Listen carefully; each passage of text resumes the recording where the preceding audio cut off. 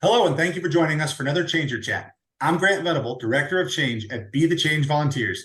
It's a new year, 2024, and we have a special guest to open the year, my dear friend and a founding member of the BTCV Board of Directors, Brian Van Vechten. Brian has been serving with BTCV since the beginning, and even before I joined as the Director of Change, he and his family had been serving on volunteer projects all over the world. Today, we're going to learn Brian's Changer story and hear more about his involvement with Be the Change Volunteers. Brian, my dear friend, welcome to Changer Chats. Well, thank you, Grant. I'm happy to be here and happy to share some of my experiences that I've had on various projects with Be the Change Volunteers. We are glad to have you. So, Brian, like I said, you've been traveling with BTCV since before I started working with BTCV, and I know that you actually had extensive travel before that, doing some work in college or maybe even in veterinary school. But tell us how many BTCV projects you've served on and where you've traveled with BTCV. So I've been on 5 different projects in 4 locations based on, my family, and we had young children. There was a gap where I didn't really travel very much, but we started out, my wife Liz and I, in 2010, were on, I think it was the 4th build, a Far View in Mount Fletcher, South Africa. Yeah. And we went a year later, her and I, to Sri Lanka. And then there was a gap in 2018. My son Jake and I were in Chino Village in Peru, Team 1. So the concrete side of that project. And then my family, my wife Liz, daughter Alex, and Nick, we did a family build in Butar, Rwanda in 2021, right post-COVID, which was interesting. You were on that trip, as was Jimmy and Christy, and it was a very small group, and we were kind of getting our feet back on the ground after COVID to see how it went. And it went well. And then last summer, Liz and I did the second team in Peru, Chino Village, that was more of the walls and roof and painting side. So it was a variety of things over the years. Yeah. Yeah, you've been to a variety of places and done a variety of jobs. I love that in Peru, you've done both the foundation team and the upper structure team. That's super cool to kind of get to see both sides of what it takes to put that entire classroom in there. And then Sri Lanka is one that I always hear about. And it's one that I'm envious of because you guys had the Elephant Festival there, right? Yes, we did. Yes. And that was a group. And it was kind of cool because we had one group doing it. There was a team in Sri Lanka doing a build, and there was a concurrent team doing one in India. And at the end of those 2 builds, we all came together in Sri Lanka and went to the Elephant Festival. So yeah. It was quite a large community of team members we created. That's awesome.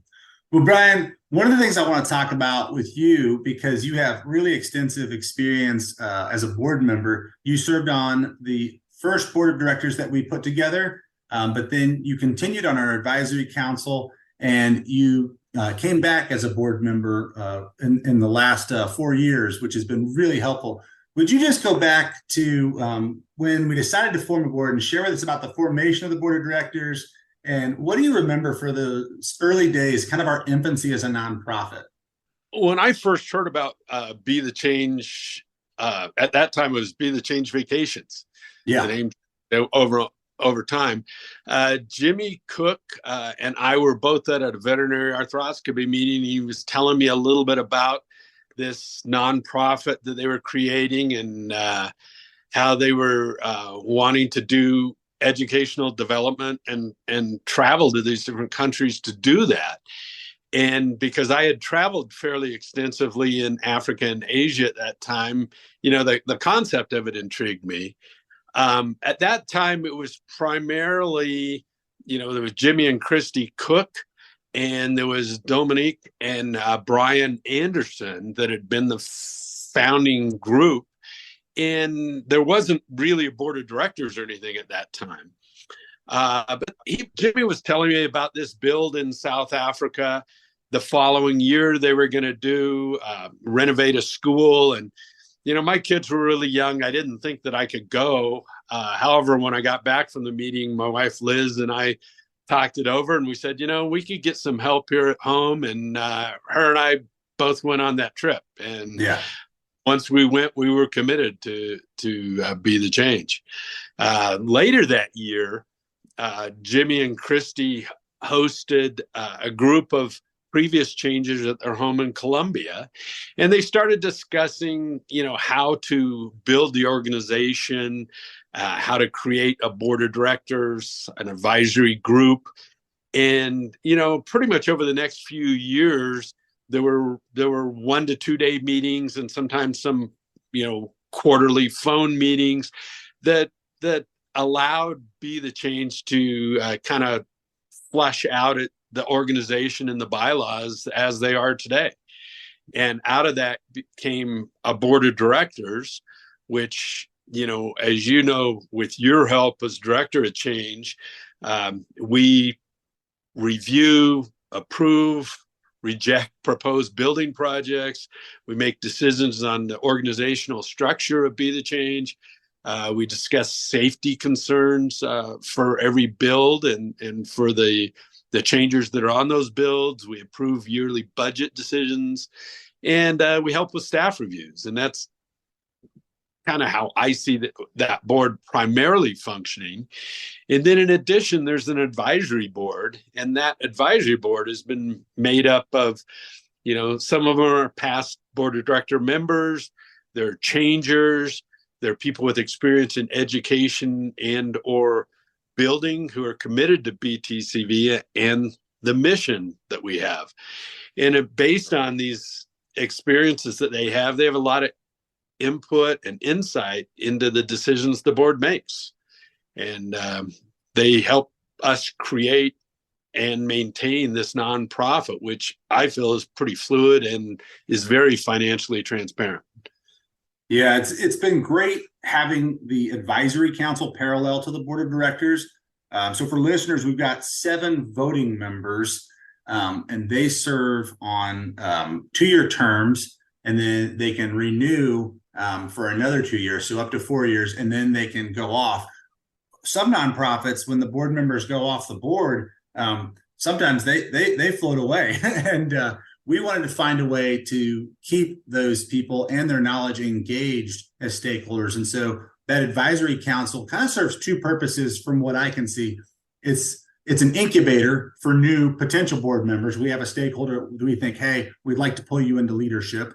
But also it's a seat to maintain that knowledge and that experience of what we've done and really knowing where we're going, so that we might call upon them again someday, much like we did with you, to get you back on the board.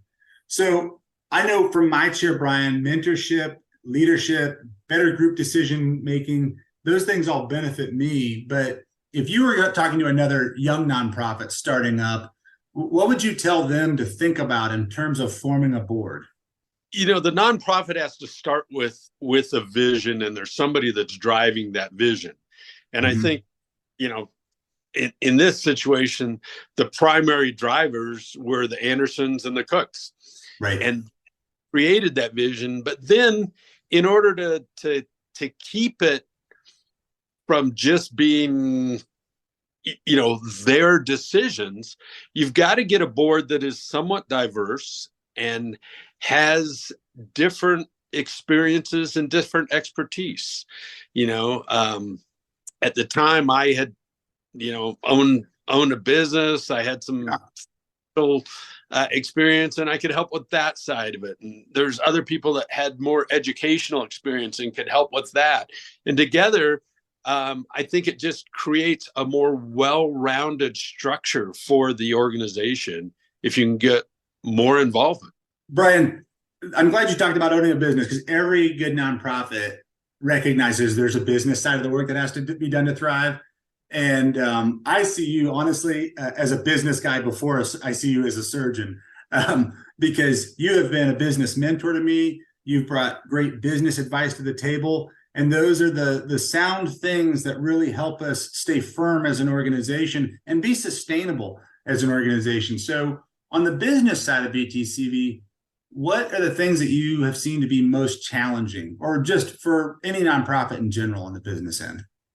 Well, I mean, I think in the early years, it was trying to come up with ways to create awareness of the BTCV mission Yeah. and to gain those donation dollars, which were so critical to being able to do any project. There were numerous discussions, I think, by everybody that was involved with the organization, with families and friends, along with local fundraisers, to create as wide a base as possible of people who believed in education as a way out of poverty. Chapters were started in various cities, different states to help with this awareness. And we had to get kind of a track record too of Yeah. what was done, how we did it, how we achieved it. I mean, part of Be the Change has always been that if you donate $10 or $1,000, all of it goes to the support of that specific classroom or school that you're donating it to. And I think once we got enough people and changers that understood how the organization operated, and they bought into the purpose that what we were doing, it became easier to get these projects funded and to get both money and volunteers for projects. Yeah, we have a great platform of dedicated stakeholders that makes our mission possible.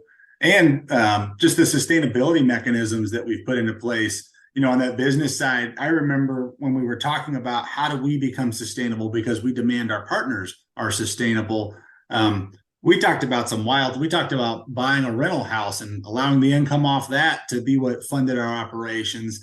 And ultimately, we settled on an endowment market investment, which has really done well. And yeah, like you said, being able to go and stand in front of a group for me as a paid employee and say, hey, I don't get paid based on how many donations we get today. I get paid based on the success and sustainability of our projects. And so you can trust that your dollars will go into the projects that we're talking about today.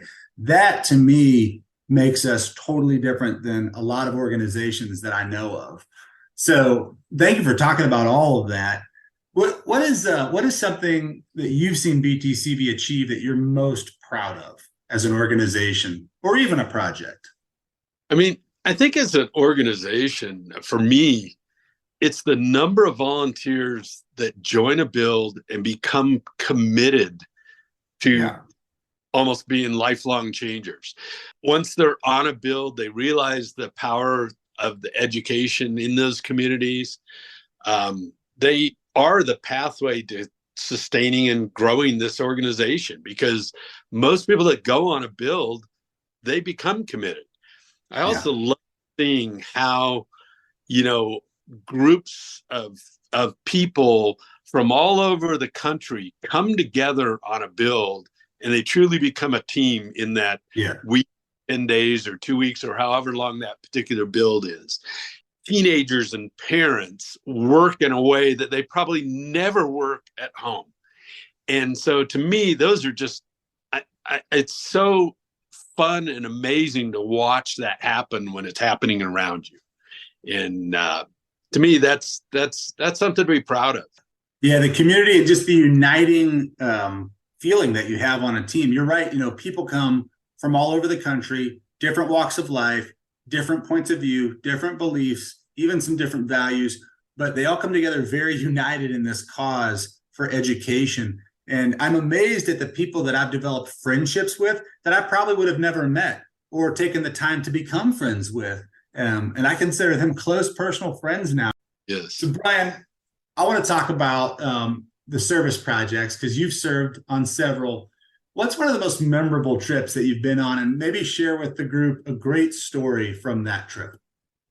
Well, for me, I mean, every trip has some story, and they've all been great trips in some way. But, when I think back on the very first one to South Africa, this was early organization. It was, I believe, the fourth team that was sent. And there was still kind of a learning curve on how we partnered with a community. There were lots of hiccups on this particular build. There was equipment that didn't ever show up. There was, students that turned out were on break that were supposed to be there. The parents weren't available. But in spite of that, the team came together. We achieved our team goal and got the project done. Yeah. And so to me, that was just kind of cool, the way that you realize that when you're on one of these builds, things aren't likely to go in a set pattern the way you may have planned it at home.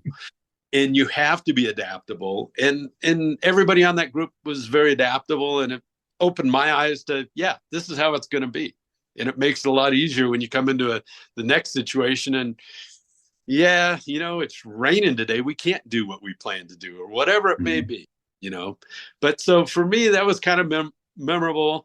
A story from that build was relates to where we stayed. And we stayed at this place a ways from Mount Fletcher in a lodge called the Falls Lodge. And it was a beautiful setting. It was a fellow Adrian and his wife.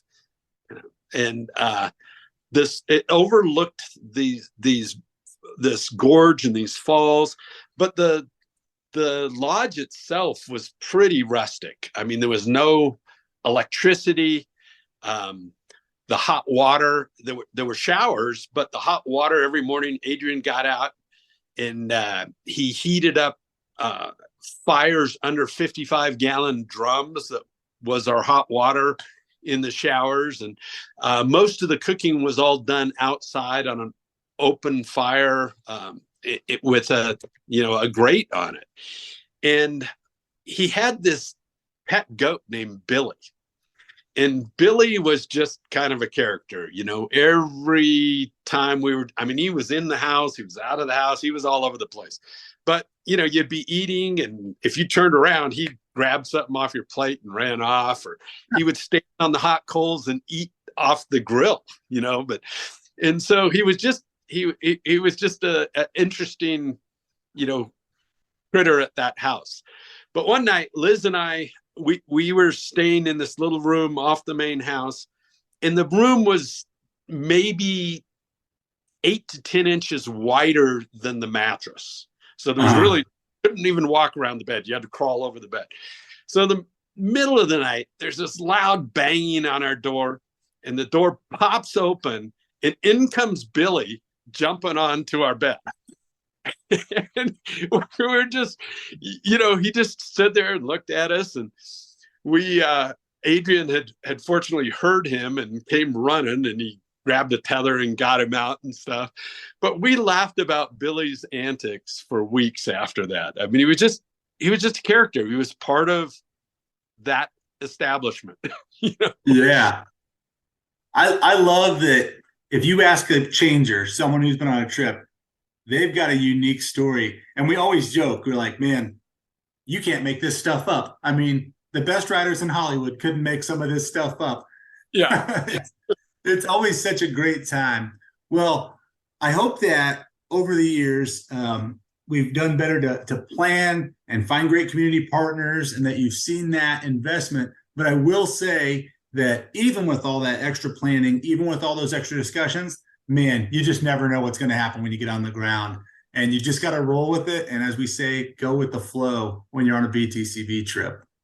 Exactly. Well, Brian, I'm so grateful that you gave us some of your time today. I'm grateful for your time as a board member, as an advisor. I consider you a mentor, of course, but also a friend and a brother in Christ. So I just thank you so much for your time, talent, and treasure invested in Be the Change volunteers.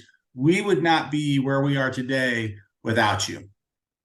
Well, Grant, and thank you for that and those kind words. And, I mean, you have been a huge addition to this, having a full-time director of change that can vet these locations. And, over the years, I think a lot of these early issues that we had have lessened, if not totally gone away, because of your experience and what you do in pre-planning for us. So thank you. Thank you for the kind words. Brian, thanks for your time today. Folks, if you like Changer Chats and if you'd like to hear more Changer Chats, check them out online at www.btcv.us. You can also support them financially by clicking on the donate page on our website. Thank you all, and be the change.